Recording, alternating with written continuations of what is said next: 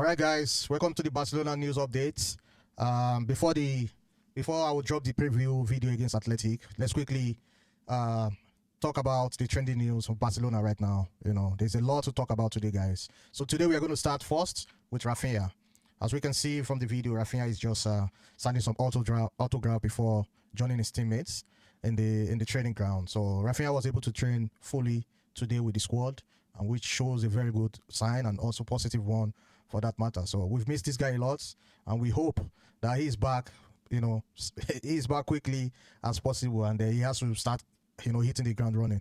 So because we really missed him, and this will also give a chance to Rashford to also rest, because Rashford didn't train today, and I believe he is having some overload as well, so he needs to rest. So Raphinha just coming in, I believe he would not start that match. He might come in from the bench, and the good thing is that he's back. The firing power. We will be able to score a lot of goals right now, because Lamine, Raphinha, and Lewandowski have not played together this season. I don't remember if they played together this season at all. Maybe once. I can't remember the last time they played together. So it will be a good thing to see these guys back together again this time around. So the next news will be Joan Garcia, which has been tipped to start that match. We know how good this guy has been before that injury. So it's going to be a good thing. Even if our defense is not that good, we have a goalkeeper that could save us from conceding a lot of goals. No disrespect to Szczesny. Szczesny has also played his parts, and he was also phenomenal in a couple of games where our defense was so miserable. So having Joan Garcia back will guarantee a lot of it will correct so many things, basically. So we need a player like this back from the injury. So it's a good thing, and we hope he starts against Athletic. So the next one will be Pedri. We've been hearing different rumors against Pedri, like he's training. I think I saw some of his training today as well during the evening. So he was able to train apart and also with part of the team. He did a couple of training with the squad. So I think the target is for this guy to come back against Chelsea. Hansi Flick is looking forward to see Pedri and De Jong together. So it will be a very, very good thing if this guy could play against Chelsea. I think we'll stand a better chance than this guy not being on the bench, because we need that player who could, absorb those pressure, because Chelsea will be coming all out blazing, and with Pedri on the pitch, I think they won't be able to do all that. They just have to calm. He knows how to calm the ball and when to move and when to press and also when to calm the ball. So he will be a good fit. So we hope he is fully fit for that match. And some other sources are also saying we might see him play some game in the Athletic, but let's see how it goes. It depends on his progress. We still have tomorrow to train, and then let's see how it goes. Hansi Flick, he might just want to keep him out and maybe have some minutes against Chelsea, but let's see how it goes. So the next one we're going to be talking about is Rashford. Rashford didn't train today, as I said earlier, and I believe this is due to overload. He has been playing a lot for Barcelona before the international break. So if somebody have told me that Rashford will be playing so much game for Barcelona, I would say no. But we all know it's also due to Raphinha being injured. But apart from that, he has done well for Barcelona. I think he has the highest GA right now for Barcelona. Also in the top 5 league, which is kind of surprising to some people, but not to me, because we know the quality this guy brings whenever he's on the pitch. So he's getting back to his form, and I believe with time, he will hit the ground running. So against Chelsea, I believe this guy will be really, really key for us, because he understands the game, he understands the Premier League style and everything. So let's hope this guy stays fit for the Chelsea game. Ter Stegen, I think the German national team coach have said something about Ter Stegen to look for another club. He doesn't mind if you're playing for a top tier or a lower team. Just make sure you're playing week in, week out, because you are our number one, and we want you fit before the World Cup. So Ter Stegen and his entourage are also looking for ways, to find a good deal for them, even if it's a loan. Just go and find your way, find where you can play regularly. Because Joan Garcia, I don't think you will ever play some game. Maybe the Copa del Rey, and that might not be enough. Coming back from injury, you need time to also hit your 100% as well. So good luck to Ter Stegen. So Pedri, they said Pedri could be back this Saturday versus Athletic. Are we trying to rush this guy? You guys should just chill. You guys should chill, please.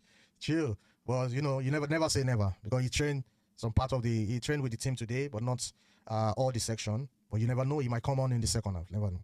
But please don't rush this guy. We don't want any relapse, just like Raphinha's own. The relapse is always dangerous, than the normal timeline given to players. So it's better you just keep him out of this Athletic game and maybe come in against Chelsea in the second half. We rather lose against Chelsea than to lose this guy for another 2-3 months. We don't want that. We are getting to that part of the season where every game is important. So whenever he's fully fit, he can always come back, please. No rush. So the next one we're talking about is Casado. I think Casado is the only central midfielder that we have right now and he also had this injury before the Celta Figo game, and he came out. I think it was due to a precaution, but now he's 100% fit to play, so he will be a regular starter. I think he would play 90 minutes in this match because there's no Pedri, there's no De Jong, so yeah, Dani Olmo and Firmino has to cope with him. Maybe Hansi Flick might also play Eric Garcia in that midfield. You never know. So let's wait for the lineup. I can't wait to see that lineup.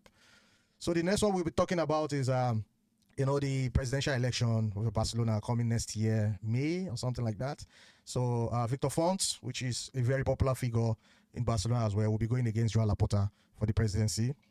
So he has been having some players or some ex-players in his favor, people like Xavi and everything. So I'm going to make a separate video on this topic because it's very deep and a lot of controversies going on involving putting Messi's name into the political space as well. And I know Messi is not a politician, so they're just trying to use his name to gain more votes. But I don't think he will be involved in this politics or the thing. But Xavi is fully involved. I'm backing Victor Font. I'm not surprised because they go way back, these two guys. Although he left Victor Font for Laporta last time, and he supported Laporta, and Laporta guaranteed him that you're going to be the coach, and it happened. But later on, they fell out again, and Xavi now is backing Victor Font. So yeah, Laporta also said this. I'm not surprised that he's backing this guy because they have history together, so it's not a big deal. So let's move forward.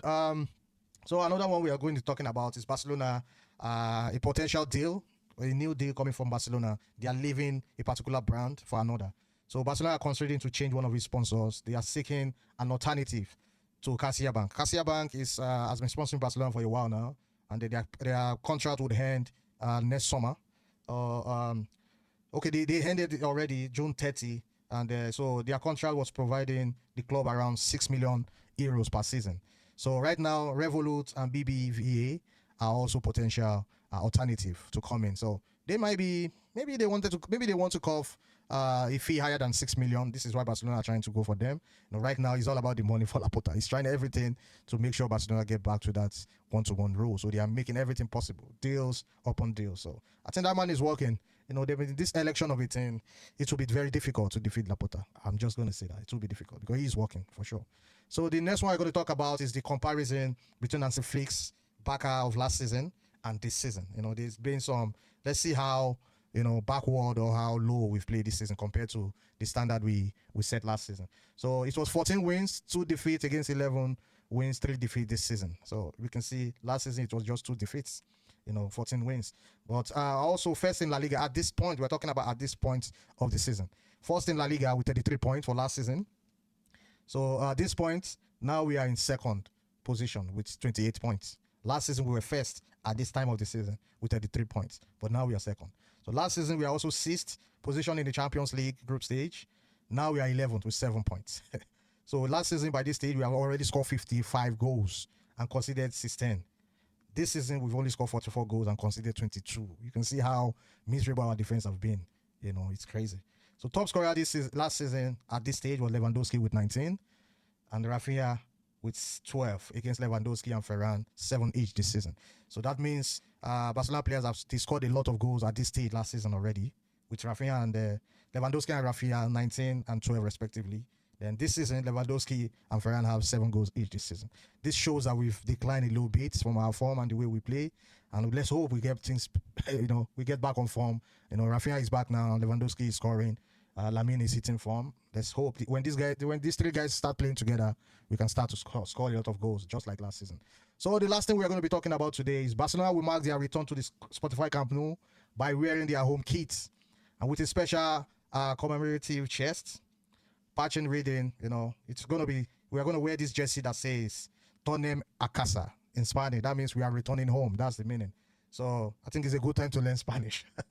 Tornem a casa. We are returning home. So it's a good thing. I think there's going to be a little bit of musical concerts, maybe 5-10 minutes before this match starts, just to celebrate the return of Barcelona to their home. We've been playing so many games away last season, winning games, Real Madrid, home and away and abroad.